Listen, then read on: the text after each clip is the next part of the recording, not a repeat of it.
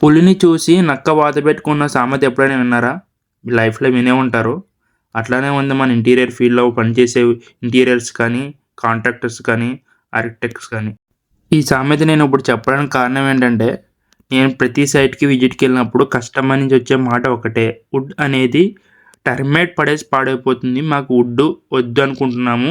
అల్యూమినియంకి వెళ్దాం అనుకుంటున్నాము. మీరు చేయగలరా? అండ్ మీతో అవుతదా? అని జస్ట్ మీ సజెషన్స్ అడుగుతున్నాము.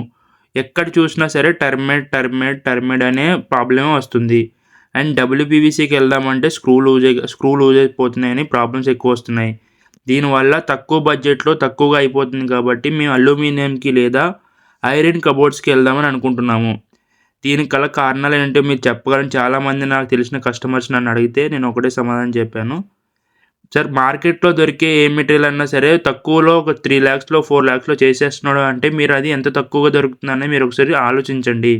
ఏ ఇంటీరియర్ వచ్చినా సరే సార్ ఇది 2,00,000లో అయిపోతది, 3,00,000లో అయిపోతదంటే మీరు నమ్మకండి అని నేను చాలా కస్టమర్‌కి చెప్పాను. సో, అన్న నేను చెప్పేది ఏంటంటే మార్కెట్‌లో ఇది నా వరకు వచ్చింది కాబట్టే నేను ప్రతిసారి చెప్పుకుంటూ వస్తున్నాను. మీకు అవ్వలేదు అంటే కస్టమర్‌కి చెప్పండి. ఈ రేట్‌లో అయితే మనకు best quality, best material, best output వస్తది సార్. మన 25 ఇయర్స్ వారంటీ వస్తది సార్. బెస్ట్ క్వాలిటీ యేసుకుంటే మీకు లైఫ్ టైమ్ ఎక్కువ ఉంటది సార్ అని ఎక్స్‌ప్లెయిన్ చేయండి.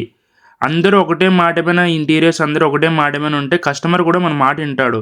అందరికి ఒకటే రేటు ఉంది. మార్కెట్‌లో మనం 10 రకాలు 10 రేట్లు చెప్తే తక్కువకెళ్ళే రేటుకే కదా కస్టమర్ చూసుకుంటాడు. ఇందులో కస్టమర్‌ది ఎంత తప్పుందో ఇంటీరియర్‌ది కూడా అంతే తప్పుంది. మీరు చేసే మెటీరియల్ ఏంటని మంచా చెడ్డా అని మీకు తెలుసు. అదే కస్టమర్‌కి ఎక్స్‌ప్లెయిన్ చేయండి. ఇంకొక రూ. 4 ఎక్స్‌ట్రా పెట్టుకుంటే బెస్ట్ అవుట్‌పుట్ వస్తది సార్. ఎక్కువ క్వాలిటీ, లైఫ్ టైమ్ ఎక్కువ ఉంటదని చెప్పండి.